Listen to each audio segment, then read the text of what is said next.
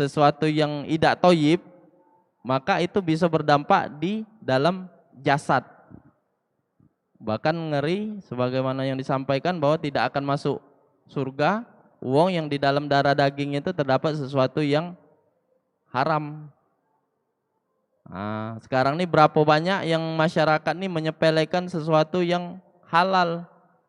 Jadi pokoknya nak halal haram hantam. Berapa banyak pikiran-pikiran yang lolo bin bengak bin buyan yang masuk ke dalam otak kita nih. Contohnya nih, nyari yang haram susah, apalagi yang halal. Itu pendapat yang keliru, menyesatkan itu. Betapa mudahnya Allah tuh ngenjuk kita nih rezeki sebenarnya. Tinggal kita nih galak apa tidak. Tapi sudah masuk pikiran itu sudah. Saro, ya sudah saro. Aku tuh sebagaimana persangka hambaku. Selanjutnya itu dari segi inputan. Nah terus dari segi perbaikan sistem tubuh. Apa yang diajar ke baginda Rasulullah SAW? Olahraga. Olahraga yang dianjurkan Rasulullah adalah apa? Satu, berkuda. Berkuda itu mereposisi tulang belakang, Pak. Terus berenang, meningkatkan metabolisme tubuh, stamina juga berenang. Terus satu lagi apa? Memanah membongkar rongga dada, terus meningkatkan konsentrasi. Satu lagi olahraga yang tapi jarang disebut tapi ini sekarang lagi tren bergulat, Pak. Itu meningkatkan keahlian kita dalam segi bela diri. Bagus. Nah, dari keempat olahraga ini tidak pernah sama sekali gitu. Kudo jarang, kecuali ada di Sultan. Kebetulan Ikhwan kita juga yang ininya, yang aktif di situ KPBI. Mana insya Allah, tapi kadang-kadang juga. Terus berenang zaman pandemi ini banyak kolam renang tutup. Jadi apa? Ternyata ada yang selalu kita lakukan setiap hari dan itu memperbaiki struktur tubuh kita. Apa itu? Gerakan sholat. Tak kala kita mencontoh sifat sholat Rasulullah, maka kesehatan bukan menjadi suatu keniscayaan. Karena sholat yang disampaikan benar-benar kita mencontoh Rasulullah tadi. Banyak ini kayak ada pelajarannya, mungkin Ustadz nyampaikannya, atau sekarang sudah banyak buku sifat sholat Rasulullah. Tak kala itu dicontoh, Masya Allah. Nyontoh sehat juga bisa dari situ. Tak kala ada gerakan sholat yang kita sakit, ruku sakit misalnya, berarti itu ada potensi kekeliruan dalam tubuh kita. Sujud, pening kepala, sakit, itu pasti ada kondisi yang nyimpang. Duduk antara dua sujud, duduk tahiyat, tak kala tidak sempurna, maka itu berpotensi ada gangguan atau ada penyimpangan di dalam tubuh kita. Nah, maka apa yang harus dilakukan? Lakukan dengan sempurna mungkin. Obat stroke paling mujarab itu obat yang berhubungan dengan kepala.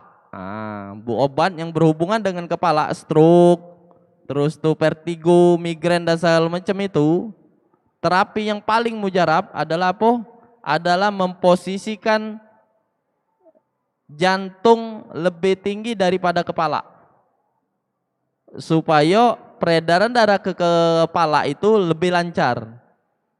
Jantung lebih tinggi dari kepala. Posisi apa lah itu? Posisi sujud. Masya Allah. Posisi sujud. Apalagi kita tak kalah di sujud terakhir dianjurkan untuk perbanyak munajat, sholat dewean ya, tapi sholat dewean, sholat sunnah. Maka darah dari jantung tadi mecah sumbetan-sumbetan ke arah kepala. Masya Allah itu.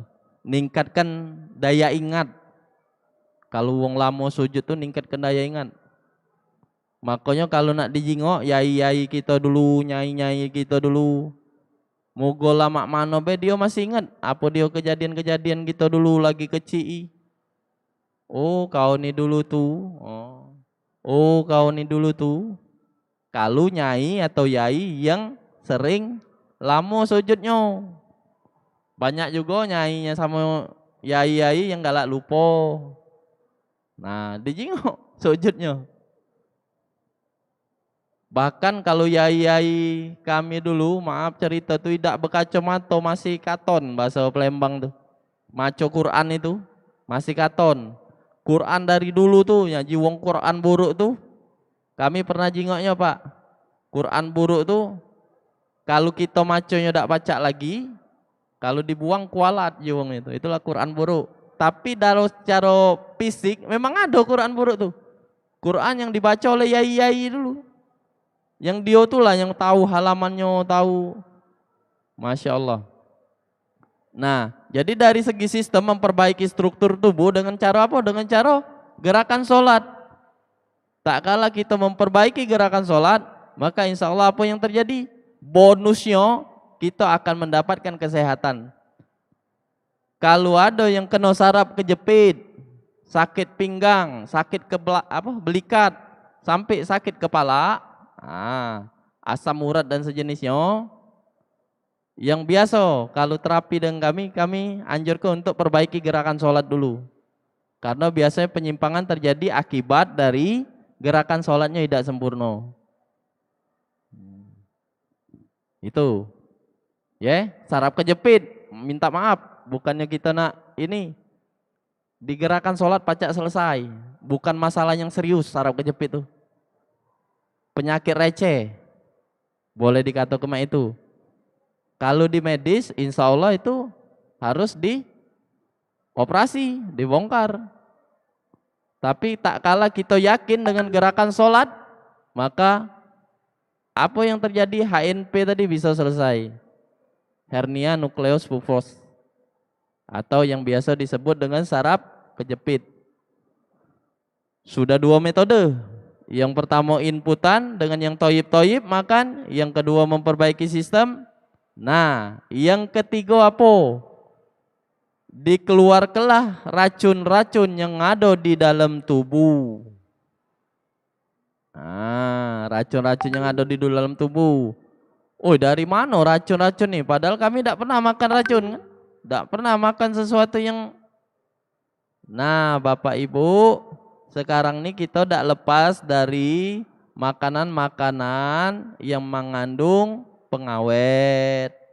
Tidak terlepas dari makanan-makanan yang ada gula sintetisnya.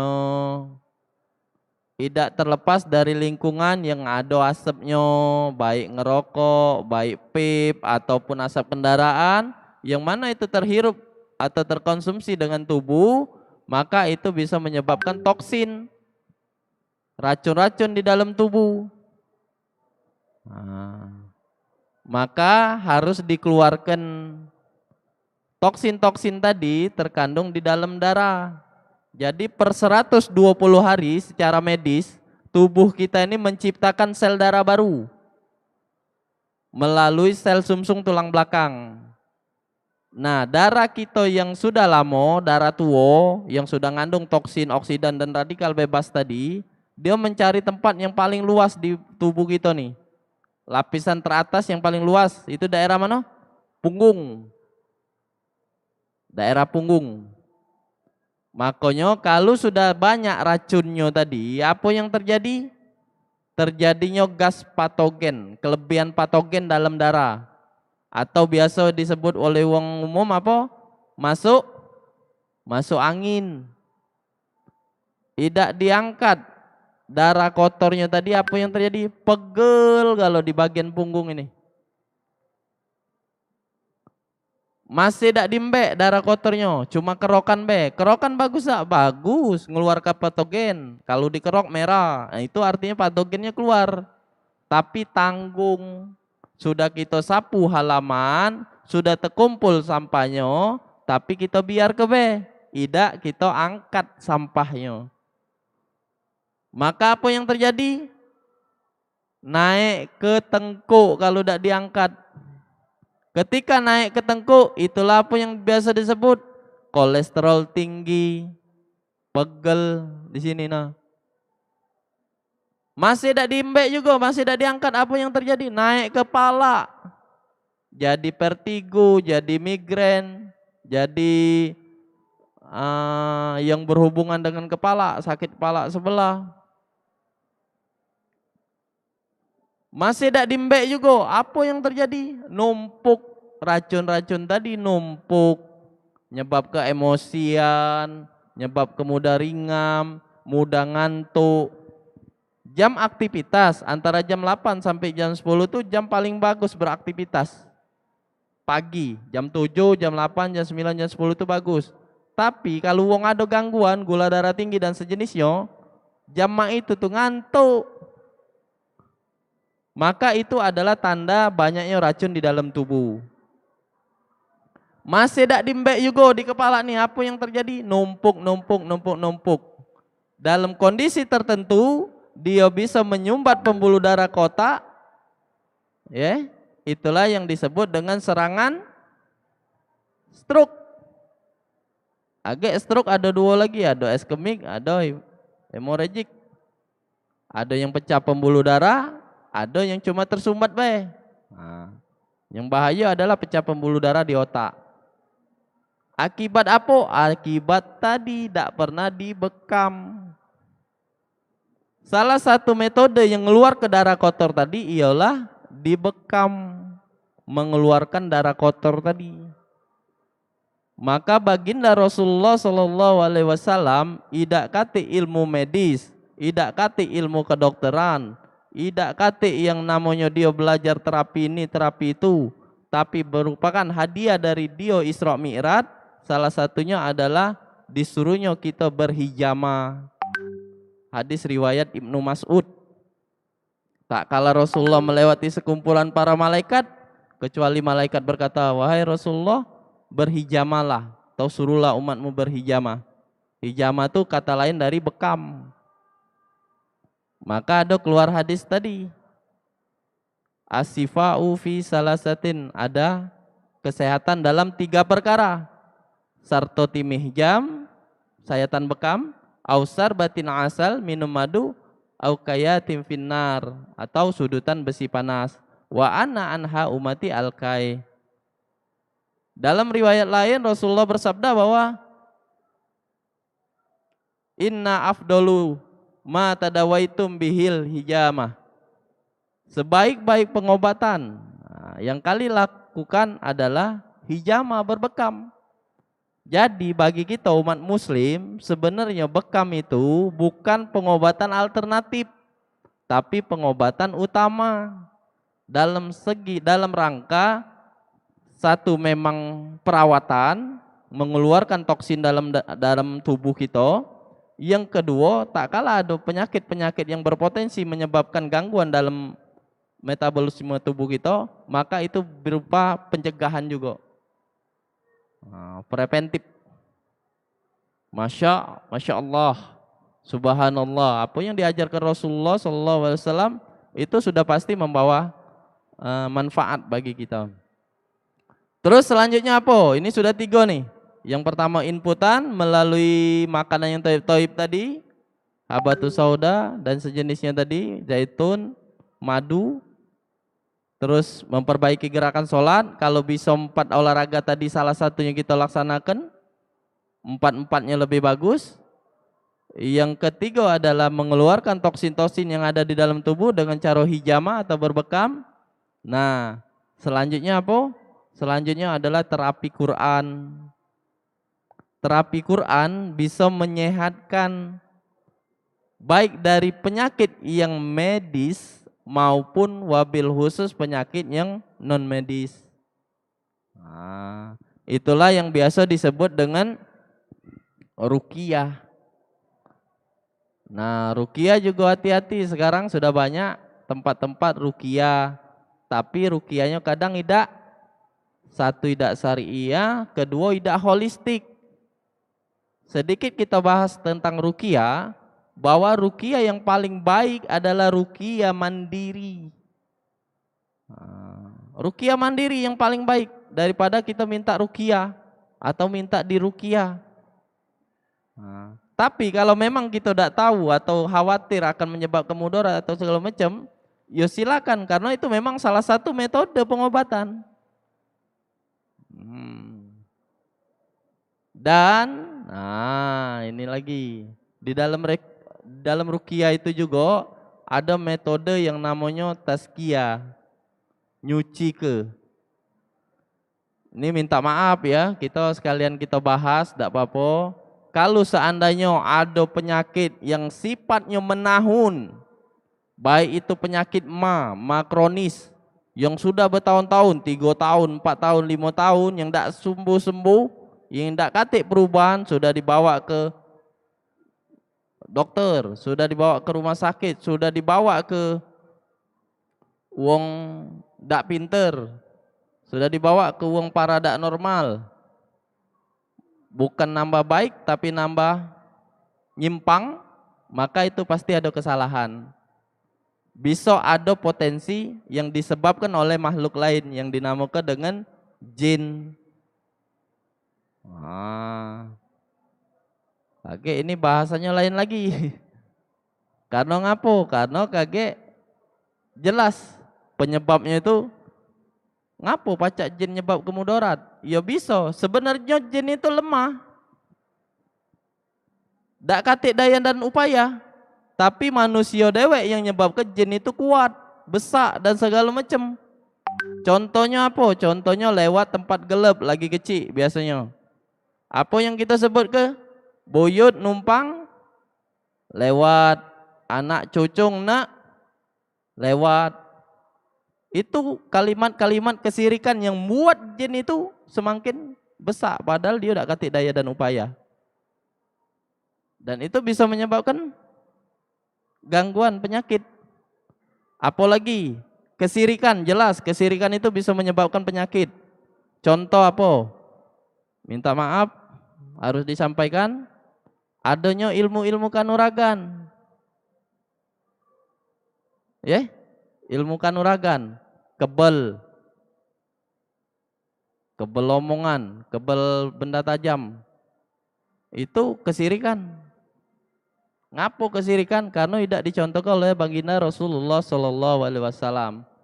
Kalau seandainya boleh ilmu kanuragan itu, kalau seandainya boleh ilmu yang sekali napas uang mental galau, kalau seandainya boleh ilmu yang dikapak tidak mempan, maka yang mencontohkan pertama kali adalah baginda Rasulullah Sallallahu Alaihi Wasallam.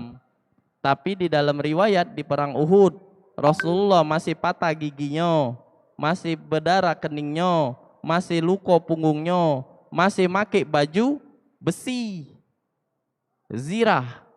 Kenapa? Karena baginda Rasulullah Sallallahu Alaihi Wasallam tidak kebel.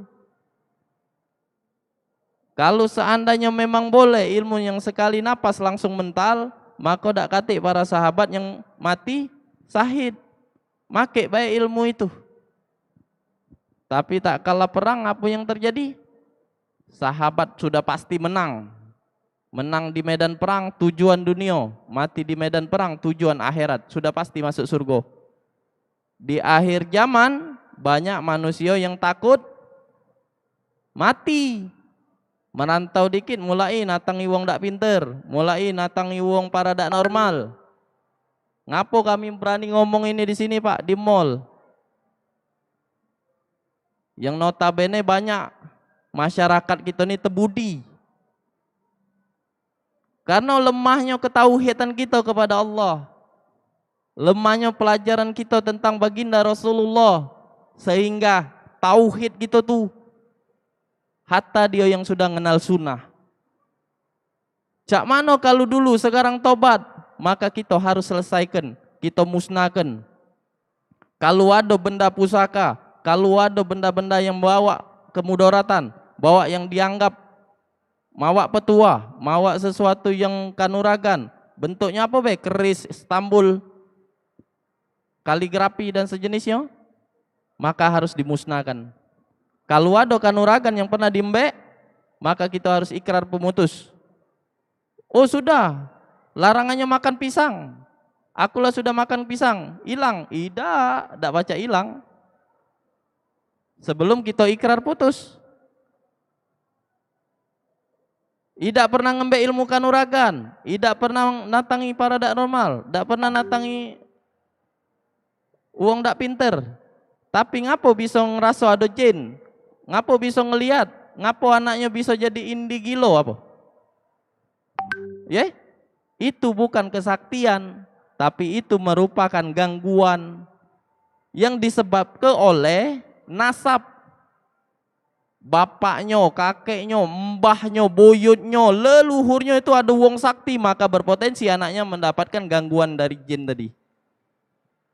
Maka apa yang harus dilakukan? Putus. Nah, kalau tidak diputus, maka harus diselesaikan. Maka akan berpotensi kena turun, tidak sudah-sudah. Terus apa lagi yang nyebab ke bisa yang demikian? Pernahnya menzolimi wong. Tidak sengaja tetapuk di wong. Tidak sengaja tetangani di wong. Tidak pernah minta maaf, tidak pernah syukur reda. Maka bisa berpotensi kena gangguan non medis. Berapa kali kami temui, ada yang bapak-bapak kakinya bengkak. Di medis bingung, apa dia? Dikata ke daging tumbuh, normal dagingnya, urat-uratnya bagus, segala macam. Lah 2 kali di meja operasi urung, ndak katik kendala. Cuman mesak we kakinya. Ternyata pas dirunut-runut, dulu pernah nyepak ke karyawannya, nerajang ke. Maaf, karyawannya tidak seneng, ditaruhnya sesuatu di dalam kantor dia berupa buhul, ngeri. Nah, jadi yang metode keempat dengan ayat-ayat Quran, gangguan-gangguan itu bisa selesai. Tapi yang nentu ke kesehatan bukan rukiahnya. Banyak uang yang minta rukiah, kapan di rukiah muntah, keluar galau isi perut yang dimakan tadi, mie model dan segala macam pas di rukiah. Seolah-olah selesai. Tidak, belum tentu. Ngapo? Karena tidak holistik, tidak menyeluruh. Karena natangi perukia, rumahnya tidak ada di jingo, ada kendi dak di pucuknya, ada putu-putu dak. Tak kalah itu ada, maka itu berpotensi. Harus diselesaikan galau-galau dulu. Tentu ke kesehatan itu bukan pada saat rukia muntah, bukan. Tapi istiqomah setelah dirukia tadi. Istiqomah setelah dilakukan terapi tadi. Apakah dia masih cak lamo tula, apakah dia nambah ningkat ibadahnya yang tadinya sholatnya biasa baik, maka tak kalah sudah diterapi, apakah ningkat dia. Apakah dia bisa yang tadinya biasa sholat di rumah, maka sekarang apakah di masjid. Bahkan kalau guru kami ngomong gitu, kalau laki-laki sholatnya di rumah, maka berikan mukena kepada dia, karena dia adalah laki-laki yang soleha. Laki-laki itu sholatnya di masjid, Pak. Sholat pardunya di masjid.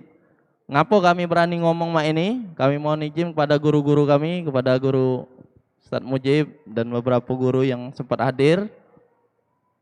Mohon izin tadi sudah sempat, karena kadang nyampe ke ini dengan gaya bahasa kita masing-masing Gaya bahasa kita masing-masing semoga mudah dipahami.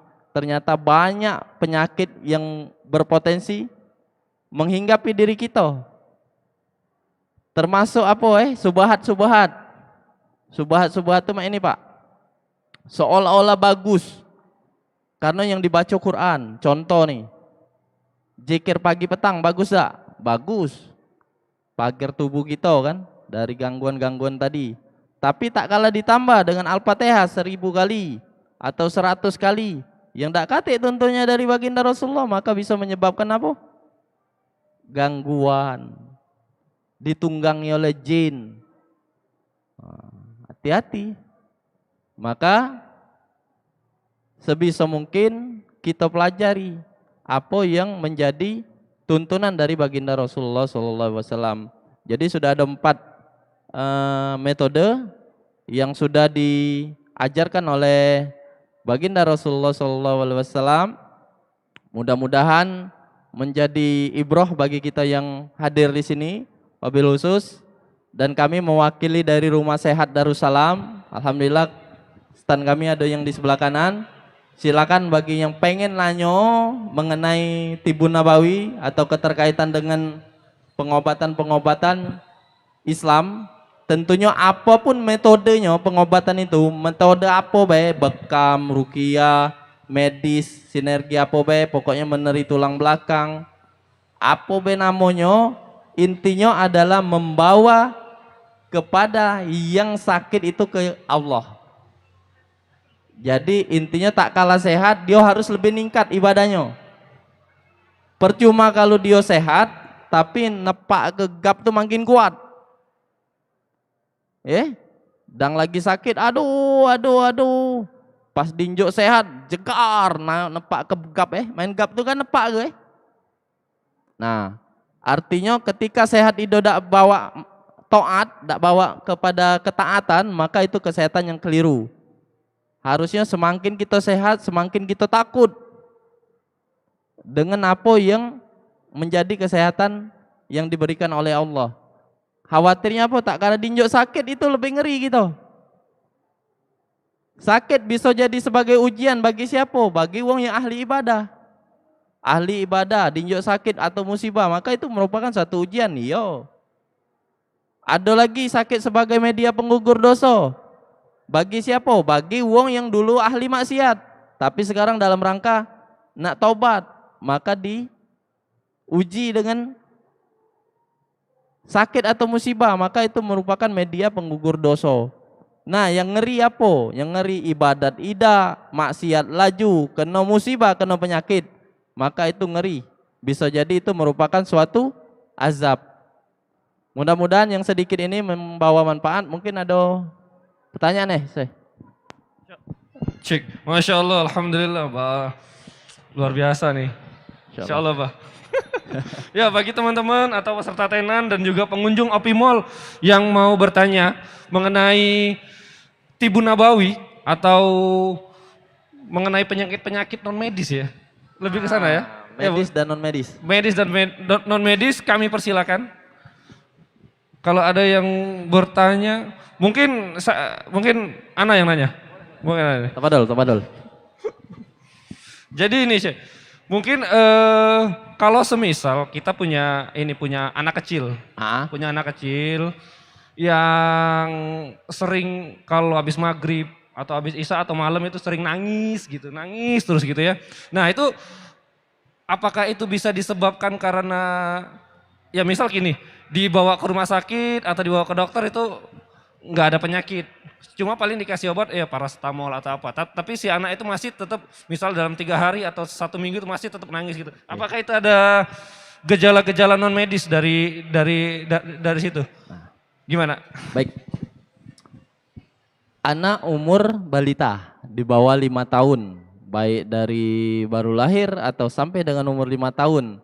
Artinya anak tersebut dalam kondisi fitrah, suci, dak katik masalah, dak katik celo, dak katik dosa. Maka tak kalah anak balita yang kena penyakit, yang berupa yang disebutkan oleh Ahiriko tadi, maka yang harus diberi pemahaman adalah orang tuanya. Pak, kalau seandainya tubuh kita yang kena penyakit, kita seorang bapak, kita ada anak, ada istri, tubuh kita yang kena penyakit, maka kita masih pacak nahan, masih pacak disehat-sehat masih pacak mencari duit, walaupun daging tak lemak badan. Tapi tak kala bini kita yang sakit, anak kita yang sakit, maka apa yang terjadi? Luluh hati kita, Pak. Kalau pacak kita berdoa kepada Allah, ya Allah, nyuklah penyakit ini ke aku, baik ya Allah. Aku tak sega nengok anak aku sakit, ya Allah. Kalau bisa. Tapi yang harus introspeksi adalah bapaknya. Bisa jadi dak, ini ada rezeki yang harus dikeluarkan, yang belum dikeluarkan oleh bapaknya. Dan Allah pasti ngambil itu. Caranya banyak. Salah satunya ialah dengan dinjuknya anak yang sakit. Maka kalau anak sakit tadi, saran kami beli beras. Obatnya beras bisa. Beli beras cak sekarung apa 2 karung, antar ke panti, antar ke rumah tahfiz, antar ke tempat-tempat yang memang dalam rangka beribadah. Berdoa, ya Allah, mungkin ada rezeki yang aku belum keluar ke, maka sembuhkanlah anak aku ya Allah, atas perantara doa ini ya Allah, doa anak-anak yang diinjuk sedekah tadi. Bisa berdoa gitu. Dan selanjutnya apa? Anak sakit tadi ikhtiarnya apa? Injuk Zam-Zam. Makanya jangan pernah tinggal kalau ada anak kecil Zam-Zam di rumah.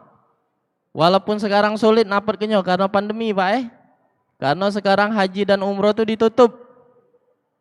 Tapi masih ada travel umroh yang stok. Beli di travel, Pak. Kalau di pasar mungkin kita agak ragu keasliannya. Tapi kalau di travel biasanya dia beli langsung di Madinah, tak kala dia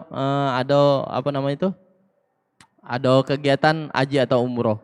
Maka jangan pernah ditinggalkan itu tadi, Zam-Zam tadi.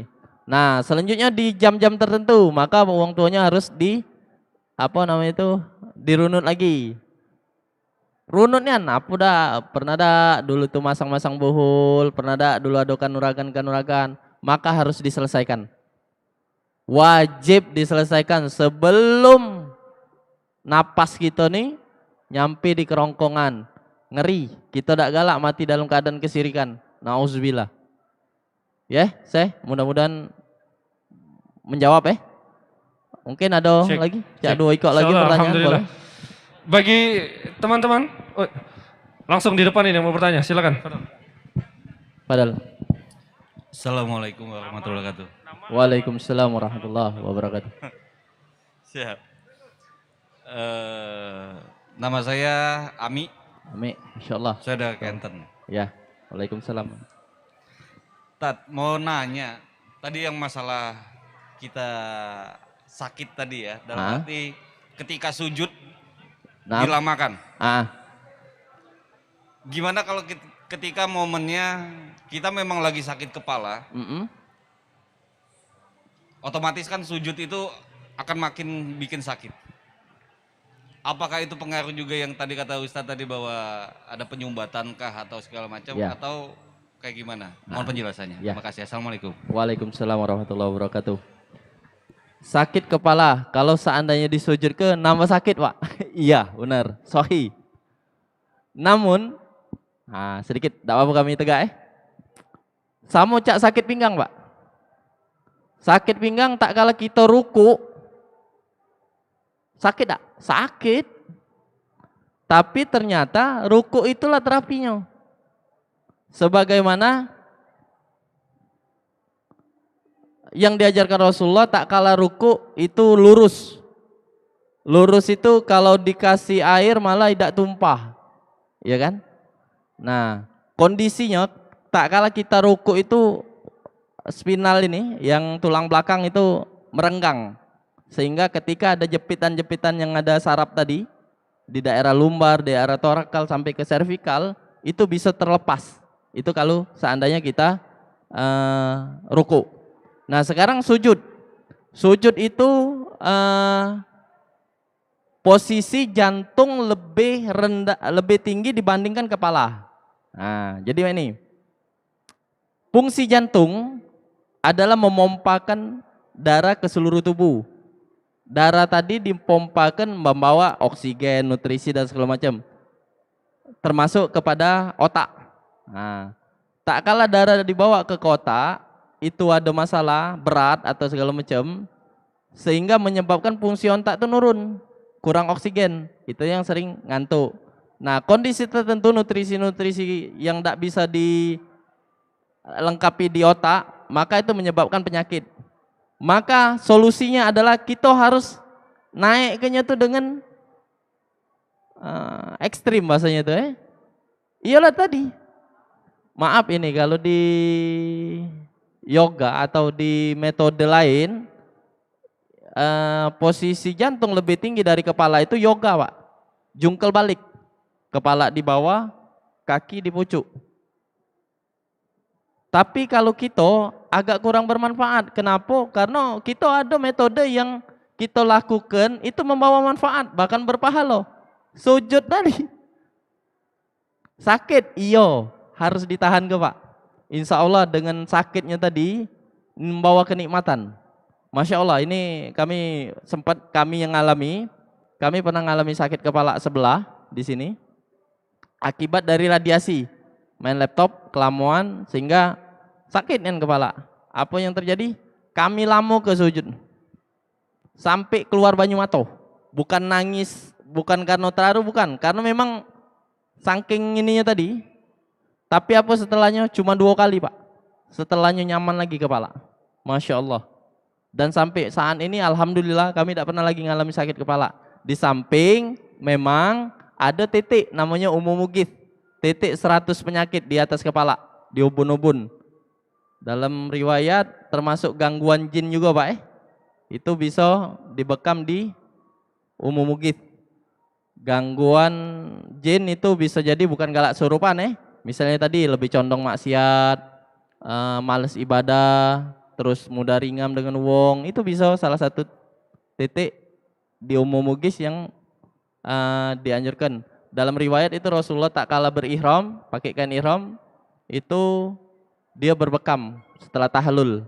Maka salah satu sunnah yang biasa ditinggalkan tak kala haji dan umroh itu berbekam. Maka kakek kalau ada kesempatan ke tanah suci, baik haji atau umroh, niatkan, azamkan, karena itu ngangkat penyakit Pak, benar-benar. Itu yang dilakukan oleh Ustaz Khalid Basalamah. Jadi katanya salah satu sunnah yang ditinggalkan oleh para jemaah adalah tak kala setelah tahlul berihram, masih berihram, tahlul itu berbekam di kepala. Nah, mudah-mudahan kita semuanya hadir ini ada kesempatan untuk mendatangi tanah suci. Amin. Rabbal alamin. Satu lagi saya. Masya Allah. Mungkin ada satu lagi. Ya, tafadhol Pak. Assalamualaikum warahmatullahi wabarakatuh. Waalaikumsalam warahmatullahi wabarakatuh. Kalau mah itu mak mana Bib kira-kira? Mah Solusinya apa dia tuh mah, apa dia tuh GERD, apa dia tuh penyakit uji wong ada yang kok lagi itu apa kanker cak mah, tapi rupanya di diagnosa terakhir kawan tuh ternyata terkena kanker dia. Apa itu perbedaan dan mak mano cara kita menjaga diri dari hal-hal seperti itu dari sisi makanan atau yang hal-hal lain. Baik. Terima kasih. Alhamdulillah dari guru kami yang menanya, mohon izin menjawab. Jadi yang pertama harus dipahami dulu apa itu mah. Mah itu ternyata dari bahasa Belanda. Arti mah itu yaitu lambung, Pak. Mah lambung. Nah, ternyata ada beberapa bagian penyakit yang di bagian lambung ini tadi. Yang pertama adalah yang biasa kita kenal dengan GERD. Yang tadi Ustaz Mujib sampaikan. GERD, apa itu GERD? GERD itu singkatan dari Gastroesophageal Esophagus Reflux Disease. Jadi naiknya asam lambung ke daerah esofagus. Esofagus ini tenggorokan Pak, pangkal. Jadi kerongkongan ini pangkalnya lambung, ialah sampai lambung ini ialah esofagus namanya. Nah, di antara esofagus dengan lambung ini ada katup kardia namanya. Katup kardia ini tak kala kita makan ada sesuatu yang masuk, maka katup kardia ini dia muka secara otomatis. Maka kalau kita korek-korek, kita biasanya muntah kan? Karena ada reseptor yang nyuruh katup tadi muka. Nah, yang pertama itu tadi GERD. GERD ini ketika naiknya asam lambung tadi, apa yang jadi gejalanya? Rasa panas di dada, mulut pahit, kepala pening, rasa terbakar, mual. Nah, ini yang terjadi tak kala kita kena GERD dan ini umum. Penyebab terbesar, ini penyebab terbesar dari GERD ini adalah ternyata pola pikir. Pola pikir lebih dari 60% penyebab dari GERD boleh ditanya di medis kakek. adalah tingkat stres. Banyak yang dipikir ke. Kurangnya me time, kurangnya waktu relax. Nah itu. Uang yang stres biasanya pola makan terganggu. Makan ini tidak lemak, makan ini. Itu biasanya. Sehingga penyakit yang apa namanya itu, yang selalu diberikan itu biasanya penawar kalau di medis. Sejenis kayak ranitidin dan sejenisnya, penawar asam lambung. Itu yang pertama, GERD. Yang kedua adalah penyakit yang namanya gastritis. Apa itu gastritis? Gastritis itu akibat tadi meningkatnya asam lambung membuat, jadi di lambung ini ada namanya lapisan mulkus. Lapisan, jadi asam lambung itu luar biasa Pak, pacak ngancur ke memproses makanan itu hancur di dalam lambung. Ibarat kita kalau di luar tuh pecah cukup parah. Nah, gastritis tadi itu ada lapisan yang nahan. Namanya lapisan mulkus. Nah, mulkus inilah yang tipis sehingga membuat peradangan, namanya gastritis penyakitnya. Akibat nipis, penyakit yang tiga bisa timbul. Luko tadi. Lapisan mulkusnya luko, itulah yang disebut dengan tukak. Atau biasa yang kita sebut dengan tukak lambung, luko. Nah, ini sudah agak parah. Agak parah tuh apa? Ketika kita makan muntah, maka itu yang terjadi adalah tukak lambung. Agak sulit. Kalau sudah dibawa ke medis itu sudah harus diimpus. Harus diganti dengan nutrisi-nutrisi pengganti dari makanan yang tidak bisa masuk ke dalam lambung. Nah, itu Nah, ada lagi akibat tadi nyebab ke namanya penyakit gastroparesis. Apa itu gastroparesis? Gastroparesis itu ialah jadi gerakan lambung ini ada namanya gerakan peristaltik, meremet makanan. Meremet makanan. Gastroparesis itu penyakit yang meremet makanan tadi itu lemah. Lembut. Apa tak ada kuat dia ngeremet makanan tadi itu. Sehingga menyebabkan apa? Menyebabkan makanan tidak diproses secara sempurna. Sehingga gejalanya adalah sembelit. Sembelit itu apa? Susah buang air. Karena tidak diproses dengan sempurnanya makanan yang ada di dalam lambung tadi. Nah, yang penyakit kelimanya yang berkaitan dengan lambung adalah akibat dari makan atau mengkonsumsi makanan yang tidak matang dengan sempurna. Misalnya makan daging setengah matang yang di dalamnya terdapat bakteri-bakteri kanker, itu bisa menyebabkan lambung bermasalah. Tentunya dalam rangka apa? Dalam intensitas yang sering. Hobi nian makan sate kambing setengah matang karena nak nampak ke manfaat atau faedah keperkasaannya misalnya kan, misalkan karena terpola sama itu kan, makan terus sehingga menyebabkan lambungnya bermasalah karena adanya bakteri-bakteri dari daging yang tidak mati dengan sempurna. Nah, itu bisa menyebabkan kanker lambung. Nah, kaget runutannya macam lagi. Kalau seandainya gastroparesis tadi akibat usus tidak do menyempurna, tidak do bisa menyerap makanan segala macam, itu bisa jadi ulkus usus, embeyen, BAB-nya darah. Nah, terus sekarang solusinya penyakit yang ada di lambung apa?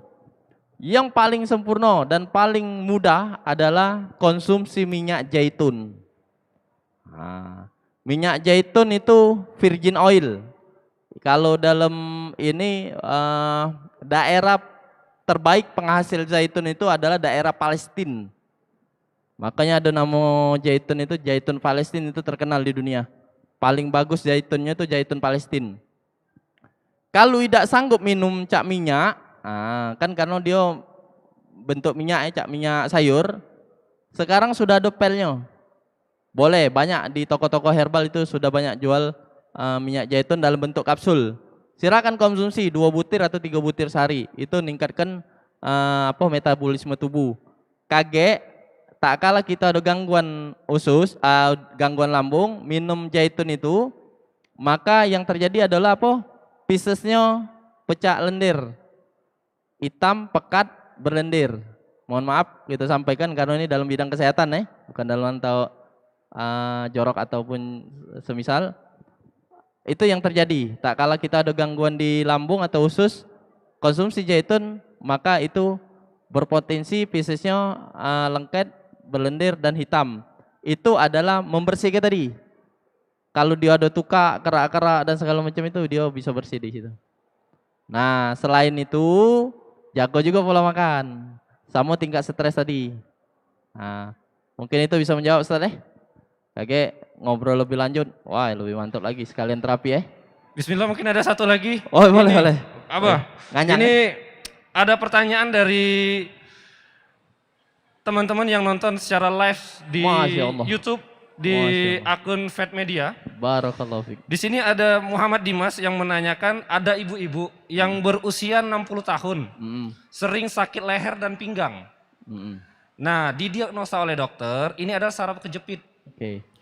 Di bagian leher dan di pinggang tersebut. Nah, apakah ada indikasi benar dalam kondisi apakah ada indikasi kurang benar dalam kondisi ruku atau sebagainya? Nah, mohon solusinya atau masukannya. Terima kasih. Ya. Baik. Untuk memudah mendiagnosa, terjadikah penyimpangan di dalam tubuh kita, maka kita bisa mendiagnosa secara kasat mata awal. Dengan cara apa? Dengan cara kita bisa berdiri, berdiri, terus dilihat bahu adakah yang tinggi sebelah, terus kepala adakah miring. Tak kala itu ada, berarti ada penyimpangan, terjadi penyimpangan di dalam tubuh, wabil khusus di tulang belakang. Nah, jadi gini, penyimpangan di tulang belakang itu ada 3. Yang satunya normal, jadi 4 jenis struktur tulang. Yang pertama penyimpangannya itu namanya kiposis. Apa itu kiposis? Kalau bahasa kita tuh bungkuk belido. Pernah juga uang mak itu? Ini jenis uang kiposis. Kami dulu mak ini nih. Ditambah mak ini, tambah agak ngengkak. Ada uang mak ini? Ada. Itu terjadi penyimpangan artinya di tulang belakangnya. Namanya kiposis, bungkuk. Yang kedua, skoliosis.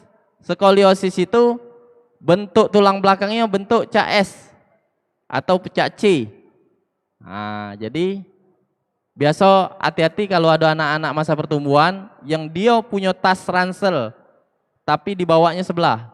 Nah, itu bisa menyebabkan penyimpangan di tulang belakang. Hati-hati. Maka kalau dia ada tas ransel, diusahakan pakai dua-duanya talinya. Jangan sikok. Karena bisa menyebabkan skoliosis. Skoliosis ini kayak lebih parah lagi dibandingkan dengan kiposis tadi. Terus apalagi yang selanjutnya penyimpangan? Penyimpangan selanjutnya adalah lordosis. Lordosis itu adalah tubuh terlalu apa namanya nungging. Terlalu nungging itu namanya lordosis. Terlalu pecah itik, jalannya terlalu itik, terus kaki dengkulnya itu rapat, jadi jalannya biasanya ini. Nah, itu biasanya lordosis. Itu penyimpangan juga. Yang sikok lagi itu normal. Normal itu mana? Normal lurus. Nah, sekarang pertanyaan ibu tadi, apakah penyakit yang di leher sama di pinggang yang dia mengalami sakit dan diponis saraf kejepit, apakah terjadi penyimpangan? Benar, itu sudah pasti bisa dipastikan itu terjadi penyimpangan di struktur tulangnya. Dan terapi apa yang harus dilakukan? Yang pertama PR-nya adalah memperbaiki gerakan sholat, meskipun itu merana, sakit. Terus yang kedua memang ada metode meluruskan. Meluruskan ini ada beberapa metode seperti pembetulan tulang belakang, ada yang namanya Kiro, ada yang namanya Yumeho. Nah, itu bisa dipakai, tapi ini yang jenisnya soft, yang tidak bisa yang dilakukan secara ekstrim, artinya harus benar-benar didiagnosa lebih lanjut. Mudah-mudahan yang menanyakan itu mendengarkan ini, mudah-mudahan. Dan insya Allah metode yang dilakukan bagi yang sakit sebenarnya yang paling utama itu adalah meluruskan niat. Meluruskan niat bahwa kita yakini segala sesuatu yang ada di tubuh kita, harta, kekayaan, anak, keluarga, hatta penyakit sekalipun datangnya dari Allah. Dan kuasa yang angkat penyakitnya juga adalah Allah. Jadi terapi ini apapun namanya itu adalah sebentuk ikhtiar. Salah satu bentuk ikhtiar. Kesembuhan mutlak punya Allah. Tak kala kita ikhtiarnya sudah benar, sudah sesuai dengan syariat yang dianjurkan, maka kesehatan, kesembuhan bukan suatu keniscayaan. Meskipun kita mencari pengobat paling hebat di muka bumi ini, mencari terapi yang paling paten, mencari dokter yang paling hebat, kalau Allah tidak ridho menyembuhkan, maka akan terjadi sia-sia pengobatannya. Tapi kalau Allah ridho, dengan air segelas, dibacakan kalamullah, doa-doa, insya Allah menjadi kesembuhan. Mudah-mudahan itu menjawab ya, insya Allah. Boleh satu lagi? Boleh. Tergantung. Kita masih ada waktu 10 menit. Boleh, boleh. Mungkin ini pertanyaan terakhir ya teman-teman ya. Nah ini ada juga dari Diondi Purcahyo. Nah, Masya Allah. adakah makanan atau obat agar usus tidak mudah terserang bakteri? Itu yang pertama, pertanyaan pertama. Terus pertanyaan yang kedua ialah gejala apa yang menyebabkan terjadinya tulang itu menyempit? Yang dari awalnya 5 cm jadi 3 cm atau 2 cm seperti itu. Silakan. Adakah makanan yang menyebabkan usus kita itu terhindar dari bakteri? Sebagaimana yang pernah atau biasa kita dengarkan bahwa pernah Rasulullah bersabda bahwa sumber dari penyakit itu adanya di dalam perut. Ya, di dalam perut. Jadi untuk mencegah bakteri masuk ke perut, maka kita harus memperhatikan makan kita. Kalau kita makannya omnivora, segala laju, ada model laju, ada rujak lanjut, ya, maka apa yang terjadi? Maka kita akan berpotensi memasukkan segala penyakit yang ada di dalam tubuh kita. Maka sebagaimana Rasulullah menyampaikan bahwa makan itu ketika lapar, berhenti sebelum kenyang, clear itu. Bahkan ada beberapa riwayat yang mengajarkan kita tuh makan duduk terus ada menahan kaki kiri ditumpu di lutut, terus makannya kaki kanan menahan lambung supaya perut tidak terisi dengan penuh. Itu salah satu. Terus makanan yang bisa menyebabkan ibaratnya itu sejenis pencahar ya. Sejenis pencahar itu yang membersihkan. Ada banyak. Wabil khusus misalnya rimpangan-rimpangan. Rimpangan-rimpangan itu sejenis misalnya madu dicampur dengan seri. Dicampur dengan jahe sedikit. Dikasih kunyit. Itu insya Allah salah satu peningkat stamina dan juga membersihkan usus. Nah ditambah lagi tadi zaitun. Zaitun itu jangan pernah ditinggalkan karena itu tadi. Zaitun itu selain membersihkan lambung sama usus, dia juga ada kandungan yang ada di dalam zaitun itu memperbaiki seandainya terjadi luka di dalam usus, di dalam perut kita nih. Makanya kalau ulkus atau tukak lambung itu baik minum zaitun, ya itu tadi. Tak kala ada darah yang disebabkan oleh tukak lambung dan segala macam tadi, maka pisces akan terjadi yang seperti kami jelaskan di awal tadi. Terus yang kedua tadi pertanyaannya adalah apa tadi? Lupa. Akibat tulang menyempit. Penyebab tulang menyempit adalah faktor kebiasaan. Terkadang banyak dari kita ini tidak tahu ada posisi-posisi yang membuat penyimpangan dalam tubuh. Siapa yang sering duduk seperti ini? Ini posisinya ini paling enak ini Pak. Tapi posisi duduk seperti ini duduk yang tidak sehat. Karena posisi duduknya duduk memasukkan tulang ekor. Sehingga tulang belakang kita itu tertekan. Bengkok. Dan ini biasa terjadi di masyarakat. Nyetir. Ini juga. Nyetir mobil sedan itu hati-hati karena terlalu nyaman. Kita duduknya bukan dengan pantat tapi dengan daerah sini. Maka mana yang bagus duduknya? Posisi di pantat itu dikenakan di senderan. Memang tidak nyaman Pak awalnya Pak. Karena posisi tulang belakang kita tegak, lurus. Tapi posisi inilah yang menyebabkan struktur tubuh kita kembali kepada fitrahnya. Tak kala kita duduk dengan posisi yang tadi, itu bisa menyebabkan tadi, satu penyempitan, kedua bongkol dari bagian-bagian tulang belakang itu menyempit dan bisa menyebabkan saraf kejepit. Ditambah lagi misalnya karena cedera, karena benturan, karena insiden ataupun yang sejenisnya, itu bisa menyebabkan yang namanya penyimpangan. Terus tadi kebiasaan yang bawa anak-anak, bawa tas seperti ini. Nah, biasa kan? Tas lupus kalau dulu tuh, kalau kami dulu. Nah, itu biasa menyebabkan akhirnya nanti seperti ini. Terus penyimpang lain, nah ini tinggal diagnosa. Sering kalau tegak, enak Pak, seperti ini Pak. Ini berarti ada posisi yang mana kakinya satu kekencengan, satu kekendoran. Satu itu bertumpu kepada yang satunya lagi. Dan ini bahayanya adalah nanti akan menyebabkan yang satu akan bermasalah, yang satunya lagi lemah. Nah, jadi terus satu lagi tandanya adalah seperti ini.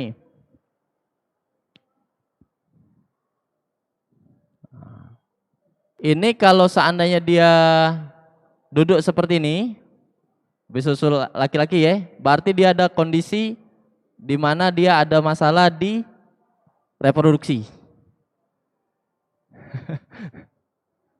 Wow, bisa bisa. Kayak kita bukti ke kalau seandainya, karena waktunya nih kurang. Sohi itu. Sohi insyaallah. Karena berapa kali kami dapatkan tak kala dia ada gangguan stamina, kebiasaan dia duduknya seperti ini. Jadi duduk lanang tuh Pak, bukan kayak ini. Gagah. Sama kalaupun harus nak ngangkat, nah ini faktor karena lemah tadi, misalnya pegal atau semutan, dia main ini. Jadi posisi di daerah sakrum, di daerah sini, maaf ini ya, di daerah selangkangan, itu tidak terjepit. Kalau dia sering galak nyepit, itu berarti ada posisi gangguan di daerah reproduksinya. Allah Ta'ala alam bisawab. Karena ini ada beberapa penelitian yang mengenai hal tersebut dan kami belajar dari guru yang telah menyampaikan kepada kami dan kami menemukan di lapangan yang model demikian. Insyaallah bermanfaat, Syekh. Insyaallah, alhamdulillah. Cukup ya pertanyaan pas. Ya, jam 17.30, Masya Allah, alhamdulillah. Ya. Baik, tentu saja kesempurnaan dan kebenaran hanya milik Allah semata. Kesalahan dan kehilapan adalah dari kami pribadi. Tentu saja Allah dan Rasulnya terbebaskan dari hal kesalahan. Kami mohon maaf yang sebesar-besarnya, kepada Allah kami mohon ampun. Insya Allah kita bertemu lagi di lain kesempatan di acara-acara berikutnya. Dan jikalau ingin lebih lanjut berbicara atau mengenai kesehatan, mengenai Tibun Nabawi, kami membuka diri, membuka peluang untuk berkomunikasi, berdialog ataupun sejenisnya di Rumah Sehat Darussalam. Alamat klinik di Jalan Proklamasi Blok J nomor 14. Boleh nanti ditanyakan di stand kita yang ada di sebelah kanan panggung. Bisa sambil praktek enggak sih? Kebetulan kalau untuk praktek wabil khusus bekam, karena kita standar PBI, standar PBI harus memerlukan satu ruangan khusus dan harus steril. Karena PBI itu mitra dari Kemenkes, Kementerian Kesehatan Republik Indonesia. Salah satu yang bermitra dengan bagian Ospro yang bagian Bekam khususnya Yankestrat pelayanan kesehatan masyarakat adalah PBI. PBI apa bisa dijelasin? Boleh. Baik. Untuk Bekam itu banyak Ospronya. Ospro itu organisasi profesi. Salah satunya adalah PBI. Nah, yang lain itu banyak. Ada namanya HPA, ada namanya LPK dan sejenis-jenisnya. Namun yang saat ini yang menjadi mitra Kemenkes adalah PBI, Perkumpulan Bekam Indonesia. Yang mana PBI ini sendiri ketua umumnya adalah Dr. Zaidul Akbar. Yang beliau adalah seorang dokter, namun beliau fokus di bidang Tibun Nabawi ini, khususnya di Bekam, dan beberapa buku beliau seperti Juru Sehat Rasulullah dan yang semisal-semisal itu sudah banyak dikeluarkan. Dan kenapa harus PBI? Karena di PBI itu ada standar untuk melakukan tindakan-tindakan. Misal, wajib alat harus steril. Tidak bisa yang namanya bekam di satu, pindah lagi cuma disemprot alkohol, tidak bisa. Jadi wajib harus ada sterilnya. Steril itu bukan steril cuma semprot alkohol atau direndam banyak panas, tidak. Memang metode-metode steril yang dilakukan sesuai standar medis. Harus direndam larutan klorin, harus direndam deterjen, harus disemprot alkohol sampai dengan sterilisator. Selanjutnya sampai ke limbah itu diatur di dalam PBI. Terus akidah-akidah, sejarah-sejarah, maka yang terstandarisasi adalah PBI.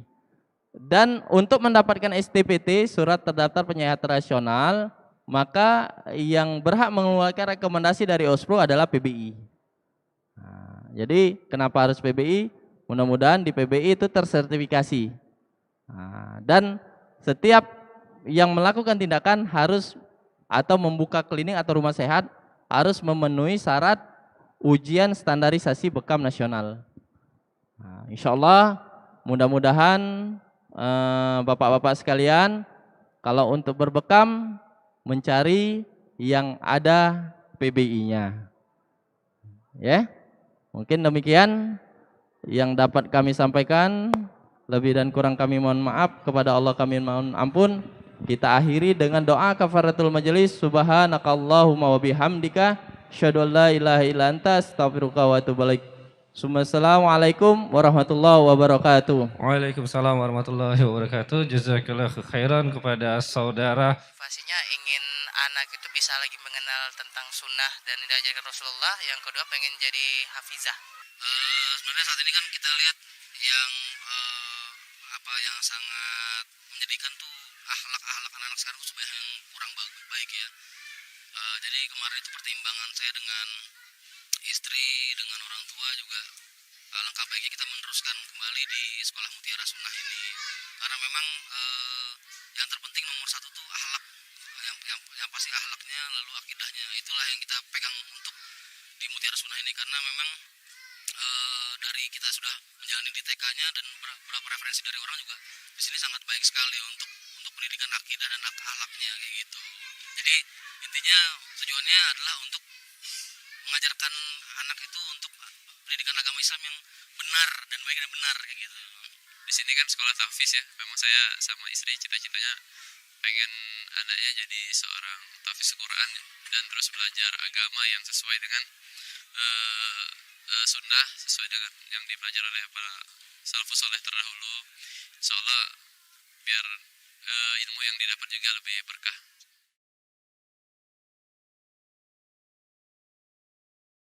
Motivasinya ingin anak itu bisa lagi mengenal tentang sunnah dan diajarkan Rasulullah. Yang kedua pengen jadi hafizah. Sebenarnya saat ini kan kita lihat yang yang sangat menjadikan tuh akhlak anak-anak sekarang tuh sebenarnya yang kurang baik ya.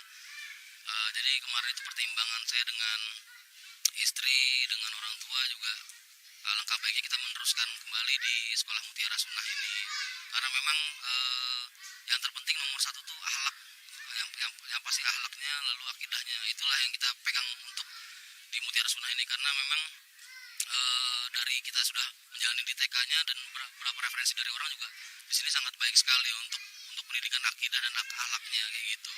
Jadi intinya tujuannya adalah untuk mengajarkan anak itu untuk pendidikan agama Islam yang benar dan baik dan benar kayak gitu.